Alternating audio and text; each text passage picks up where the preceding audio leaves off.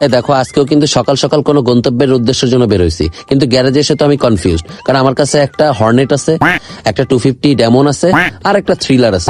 Confusion বাদ দিয়ে আমি আমার পঙ্খিরাজ থ্রিলার নিয়ে বের হওয়ার চিন্তা করেছি। বুঝেছো কি আছে জীবনে। বাইক টেস্টার দিব, এর মধ্যখানে দেখি চিটাং থেকে আমাদের নাফিও চলে আসছে, আমার সাথে ঘুরতে যাবে। তো আল্লাহর নাম নিয়ে বের হয়ে গেছি। সাত সকালবেলা কই যাওয়া যায় দেখি। কিছু দূর যাওয়ার পরে দেখি আমার এক ছোট ভাই বাগেরহাট থেকে চলে আইছে। নাম হচ্ছিল তার চন্দন, সে আমার ছোটবেলার শালা।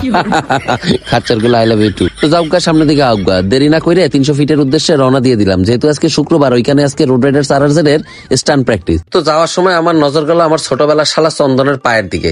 এত সুন্দর একটা হেলমেট পরেছিস, কিন্তু স্যান্ডেল পরে বাইক চালাচ্ছিস, এটা হইলো খাচ্চার কোন জায়গা?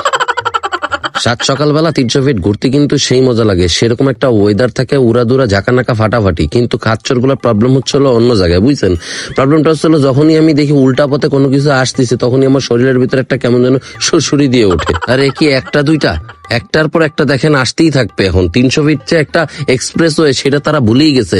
ফসাং ফসাং করে একটার পর একটা ঢুকতেই আছে। মেজাজটা বেশি গরম হয় কখন জানেন? যখন দেখি উল্টা পথে একটা অটো আসতেছে, আর এর মধ্যখানে লেফট রাইট করতে করতে কিছু মশায় ফসাং করে ঢুকে আমার বাইকের স্পিডটা কমায় দেয়, তখন যায় মেজাজ গরম হয়ে। আর এইদিকে আমার শালা বাবু, ওই যে সকালে পরিচয় করাই দিলাম, বুঝছেন? যখনই দিয়েছে আমার ক্যামেরা অন, তখনই বাইকের আপার ডিপার মাইরে বাউলি মারা শুরু করে দিছে সেই ছাপড়িদের মতো। আর বলতিছে, দুলাভাই আমিও কিন্তু বাউলি মারতে পারি।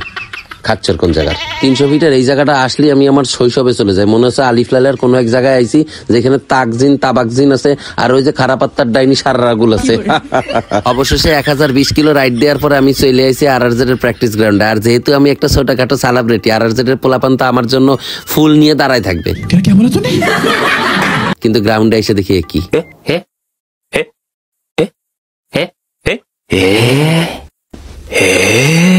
কই সবাই? কেউ নাই। কেন নাই? বাইকটা পার্ক করে হাতের বামে তাকাই তো পুরো আমি শক্ট হয়ে গেছি, বুঝছেন? দেখি বহুত পোলাপান রয়েছে আমার ওয়েলকাম জানানোর জন্য। 2টা স্ট্যান্ড রাইডার রয়েছে, সাথে রয়েছে চিন্ময় সরকার। ওই যে প্রথম ভিডিওতে বলেছিলাম যে বার্ন আউট মেরে আমার চাক্কা 2টা ক্ষয় করে ফেলে, আজকে তার 250টা নিয়েছে। সুযোগ বুঝে আমিও বার্ন আউট মেরে তার চাক্কা 2টা একদম নাই করে ফেলবো। আর এদিকে দেখেন আমাদের মেহেদি ভাই হাত দিয়ে বারবার ইশারা দিচ্ছিল, তার রাগ কিন্তু এখনো কমেনি। ওই যে প্রথম ভিডিওতে বলেছিলাম যে সে বাইক বিডির বয়কটের আহ্বান জানিয়েছে।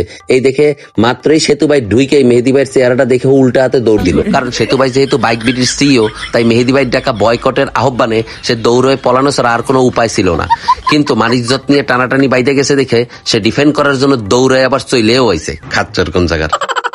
এদিকে আমি চুপ করে ওত পাইতে রয়েছি। ওত মানে বোঝেন, মানে ফাঁদ পাইতে বসে রয়েছি যে চিন্ময় সরকারের 250টা কখন আমি নিয়ে বার্ন আউট করে চাক্কা একদম ক্ষয় করে ফেলবো। এটা বুঝে চিন্ময় সরকার আইসেই আমার সাথে ঘেঁষাঘেঁষি মারামারি শুরু করে দিছে। দেখছেন অবস্থা? এটা দেখে আবার মেহেদি ভাইও দৌড়ে আইছে। কিন্তু আমি তো কম দুষ্টু না, মেহেদি ভাইয়ের দাড়িটারে একদম তাবাক জিনের মতো করে বেনি করে দিলাম। খাচ্চর কোন জায়গার? আর দাড়িটা এত সুন্দর করে আমি বেনি করে দিছি, দেখেই মনে হচ্ছে যে ওই যে আলিফলালের মালিকা হামিরা আছে না, তার স্বামী জালিমা জাহির জিন, মানে তাবাকজিনের বাবা। অন্যদিকে আমাদের রোড রাইডার্স রাব্বি একটা সুন্দর এক্সেল বাইক নিয়ে এসেছে। আর এক্সেল দেখলে কার না বসতি মন চায় বলেন? দেখার সাথে সাথে তো উপরে উঠে টকবক করে দোলানো শুরু করে দিচ্ছি। খাচ্চর গুলো আই লাভ ইউ টু। স্টার্টটা দিয়েই যখন আমি ক্লাসটা চালাম, বক করে উঠে গেল। ভয় পাইছি না বলেন? কেমনটা লাগে? আর ওই যে প্রথম ভিডিওতে বলেছিলাম পাগলের সুখ মনে মনে, বুঝছেন? হাসান সে তো হাতে মাইক পাইলেই চলে, একলা একলা কথা বলাই শুরু করে দেয়। তো পরবর্তীতে আমি চিন্তা করলাম যে তারা এইভাবে সাইডে দিলে সে আরো পাগল হয়ে যাবে। তো লোকজনের সামনে এনে তারা দাঁড়া করে দিছি যে ভাই এখন আপনি বয়ান দেন, যা খুশি তাই দেন। সেতু ভাইয়ের এই বয়ানের ইফেক্ট পোলাপান উপর পড়ুক না পড়ুক, তার বাইকের উপর পড়ছে। সেই টেনশনে সেতু ভাই আবার কাটানো শুরু করছে। দেখেন বাইক নষ্ট হয়েছে একটা, মিস্ত্রি হইলো 3টা। কেমনটা লাগে? তা আমি চিন্তা করলাম এই ফাঁকে একটু মজা করা যায় পোলাপানদের সাথে। কি মজা করি সেটা একটু দেখেন। নাইমরে টাইনে নিয়ে গেলাম আর বললাম হাতু সকর। কাচ্চার গুলো আই লাভ ইউ টু। কেমনটা লাগে দেখেন? এরপরে সুন্দর করে আমাদের সানবি সাহেব স্ট্যান্ড করতেছিল, তারেও থামাইলাম। থামাইয়া বললাম শোন এখানে দাঁড়া, আমি যা করি তাই কর, বুঝছিস? এরপরে দেখাচ্ছি তার একটা জাদু। সেও সুন্দর বাইকেতে নাইমে চলে এসে জাদু দেখার জন্য। আমি বললাম হাতু সাকর।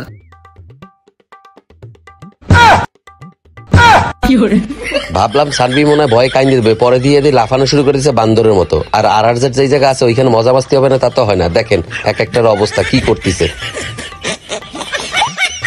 বাইক ঠিক করতে খুব টায়ার্ড হয়ে গেছি। তো চেয়ারের উপরেই বসে ঘুমিয়ে গেছি। তো নাইম ভাবছে কি বুঝছেন যে আমি চোখ বন্ধ করে ঘুমোচ্ছি, কিন্তু না, আমার চোখ খোলা। কি ভাইবেছিস তুই আমারে? খাচ্ছর কোন জায়গা আই লাভ ইউ টু। মুরব্বীরা একটা কথা বলে, ওভার কনফিডেন্স কোনো কিছুই ভালো না। ডার্ট বাইকের সাথে যদি কমিউটার বাইক এরকম লাফালাফি করে গর্তে লাভ দেয় তাহলে কি হয় জানেন? এই অবস্থা হয়, এবং পরবর্তীতে সবাই মিলে হেইও হেইও করে বাইক উঠাতে হয়। খাচ্ছর কোন জায়গার।